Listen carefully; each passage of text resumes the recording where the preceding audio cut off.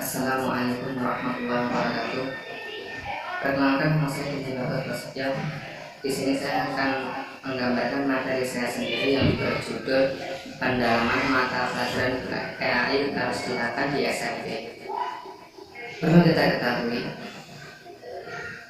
di era globalisasi ini atau di era teknologi ini banyak sekali kehidupan yang ekstrim atau bahkan sungguh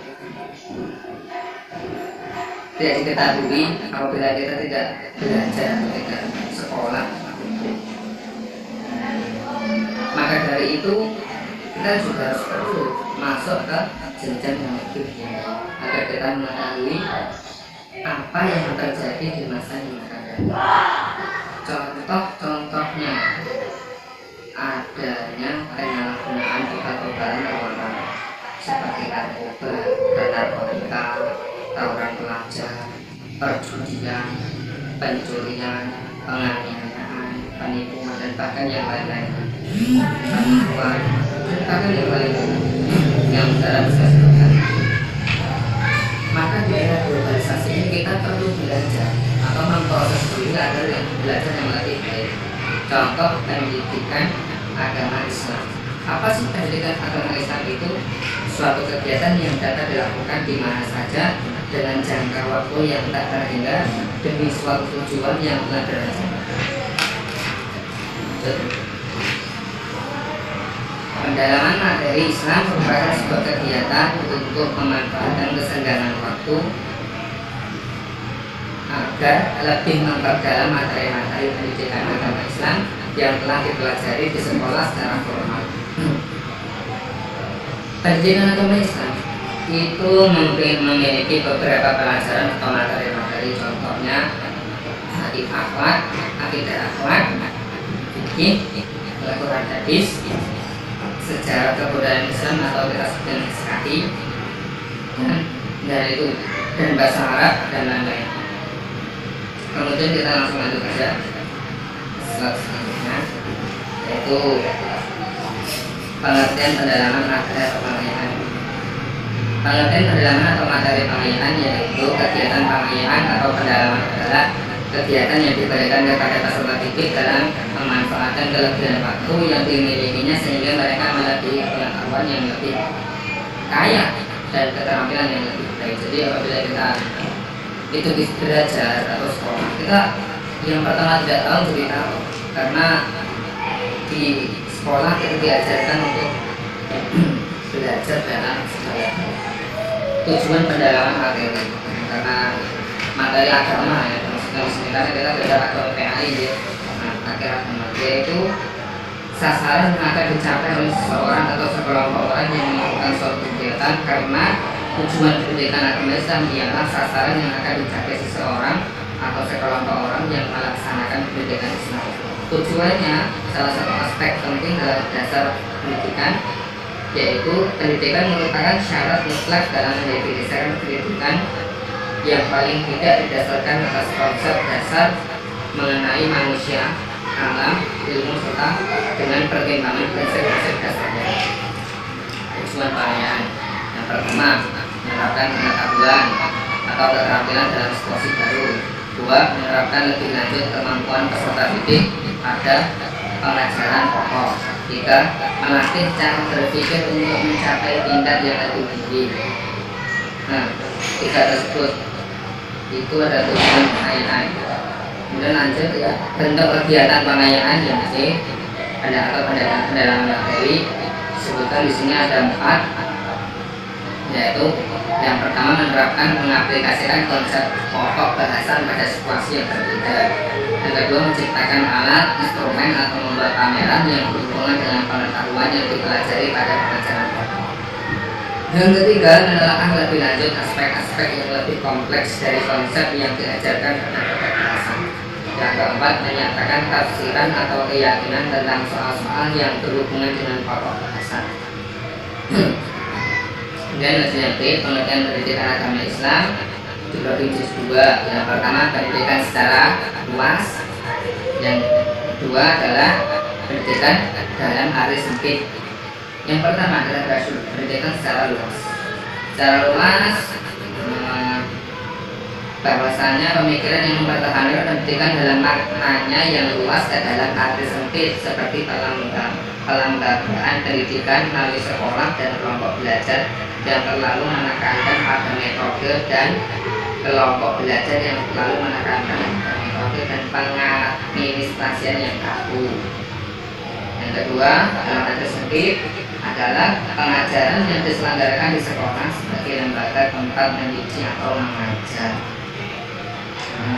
Pendidikan merupakan segala pengaruh yang diupayakan sekolah terhadap anak dan remaja. Usia sekolah yang diserahkan kepada sekolah agar mempunyai kemampuan kognitif dan kesiapan mental yang sempurna dan berkesadaran maju yang berguna bagi mereka untuk terjun ke masyarakat. Kemudian ini saja berikutnya. Dasar-dasar pendidikan agama Islam. Dasar atau pendidikan secara umum diselenggarakan secara egaliter, demokratis, manusiawi, toleransi, dan berdasarkan ajaran luhur lainnya. Dasar adalah suatu fondasi atau landasan yang berfungsi sebagai pijakan, sedangkan dasar pendidikan agama Islam merupakan konsep atau gambaran umum tentang pendidikan Islam sebagaimana dapat dipahami dari sumber ajaran Islam yaitu Al-Quran dan As-Sunnah. Kemudian pendidikan Islam secara garis besar dapat dua cakupan. Yang pertama dasar religius,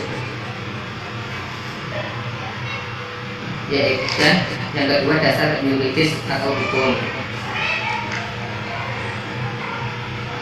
Kemudian dasar religius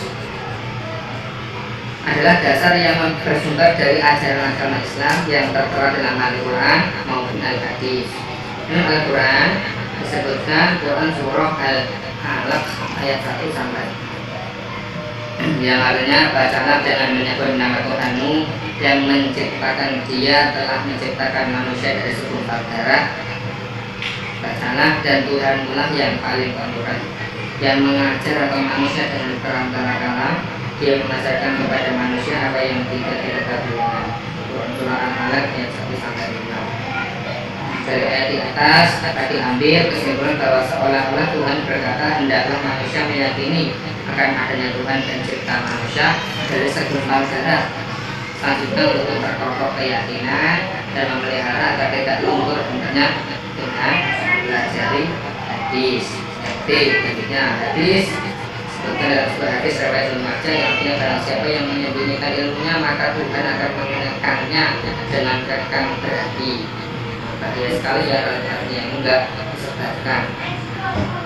Terus yang kedua dasar yuridis atau hukum. Pendidikan keagamaan dapat diselenggarakan pada jalur pendidikan formal, non formal dan informal. Kemudian yang F, ruang lingkup pendidikan agama Islam merupakan keseluruhan dari ajaran agama Islam yang dibawa oleh Nabi Muhammad, dan ruang lingkupnya meliputi keserasian, keselarasan, dan keseimbangan antara yang pertama hubungan manusia dengan Allah, yang kedua hubungan manusia dengan sesama manusia, yang ketiga hubungan manusia dengan dirinya, kemudian yang keempat hubungan manusia dengan makhluk lain dan lingkungannya. Terus yang fungsi pendidikan agama Islam, fungsinya yaitu yang pertama ada pengembangan, yaitu meningkatkan keimanan dan ketakwaan kepada Allah Subhanahu wa taala. Yang kedua, penyaluran, yaitu untuk menawarkan peserta didik yang memiliki bakat khusus di bidang agama. Yang ketiga, perbaikan, yaitu untuk memperbaiki kesalahan-kesalahan dan kelemahan-kelemahan dalam keyakinan, pemahaman dan pengalaman ajaran agama Islam dalam kehidupan sehari-hari. Yang keempat, pencegahan, yaitu untuk menghindarkan diri dari hal-hal negatif. Yang kelima, penyesuaian, yaitu untuk menyesuaikan diri dengan lingkungannya, baik lingkungan fisik maupun lingkungan sosial, dan dapat mengubah lingkungannya sesuai dengan ajaran agama Islam. Yang keenam, sumber nilai, yaitu untuk memberikan pedoman hidup untuk mencapai kebahagiaan hidup di dunia dan di akhirat. Lanjut, yang ketujuh, pengajaran. Dan kemudian sedangkan lanjut ke yang F, materi pendidikan agama Islam, mata pelajaran fikih Di MTS merupakan salah satu mata pelajaran yang menelaah tentang materi pelajaran dalam pendidikan agama Islam yang lebih maksudnya tentang hukum-hukum Islam.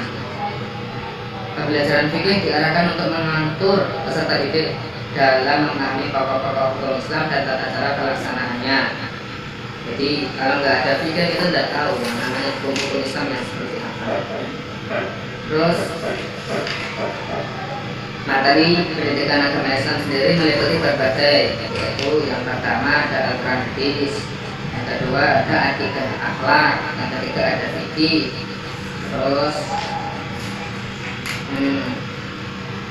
ya sisa akan menjabarkan yang terakhir ini Al-Quran dan Al-Hadis. Ruang lingkup Al-Quran dan Al-Hadis yang pertama adalah A. Membaca dan menulis yang merupakan unsur penerapan ilmu tajwid. B. Menerapkan makna tafsiran yang merupakan pemahaman interpretasi ayat dan hadis dalam memperkaya khazanah intelektual. C. Menerapkan isi kandungan ayat atau hadis yang merupakan unsur. Yang kedua adalah akidah akhlak. Contohnya adalah aspek akidah. Yang kedua yang B. Aspek akhlak terpuji, Quran, tawakal, dan lain sebagainya. Aspek yang ketiga adalah aspek akhlak tercela, meliputi kufur, syirik, dan sebagainya. Fikih. Nah, fikih ini biasanya dalam Judul Salafiyah meliputi ketentuan pengaturan hukum Islam dan dalam menjaga keserasian. Aspek-aspek dalam fikih yaitu yang pertama adalah aspek fikih ibadah. Contoh sholat, azan, sujud, qomat, dan B. Aspek fikih muamalah. Contoh hukum jual beli, qiraah, qiblah.